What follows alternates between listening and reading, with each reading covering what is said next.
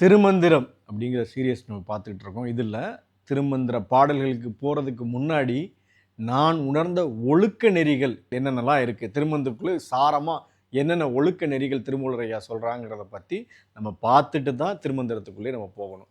So இதை தொடர்ந்து இந்த சீரியஸில் பார்த்துக்கிட்டு இருக்கவங்களுக்கு அடுத்து திருமூலர் ஐயா சொல்கிற ஒழுக்க நெறிகள்லாம் வரும். அதுக்கப்புறம் தான் நம்ம பாடல்களுக்கு போக போகிறோம். ஏன் இந்த ஒழுக்கம் திருமூலர் ஐயா சொல்கிறாங்க அப்படின்னா, ஒரு ஒழுக்கம் இல்லாமல் இந்த உலகியல் இல்லை, இறைவனை தேடி போகிற பாதையில் கூட ஒரு ஒழுக்கம் இல்லாமல் நம்மளால் ஒரு எதையுமே அச்சீவ் பண்ண முடியாது. Code of conduct is very important அப்படிங்கிறாங்க. கோட் ஆஃப் கண்டக்ட்னா ஒரு ஒழுக்க நெறிமுறைகள், கோட்பாடுகள். நான் 4 மணிக்கு எந்திரிச்சு பயிற்சி பண்ணணும், 4 மணிக்கு எந்திரிச்சு பயிற்சி பண்ணணும், நான் உள்ளத்தில் சுத்தமாக இருக்கணும், உள்ளத்தில் சுத்தமாக இருக்கணும். இந்த மாதிரி திருமூலர் ஐயா என்னென்னலாம் சொல்கிறாங்க அப்படிங்கிறத, அதுதான் இந்த ஆன்மீக பாதையிலையும் சரி, இந்த உலகியல்லையும் சரி ஒரு ஃபவுண்டேஷனாக இருக்கும். அதை அமைக்காமல் நீ எவ்வளவு தூரம் ஒழுக்கம் இல்லாமல் எவ்வளவு தூரம் நீ போனாலும் நீ வாழ்க்கையில் தவறிடுவ அப்படின்னு என்னோட குரு சொல்லுவாங்க.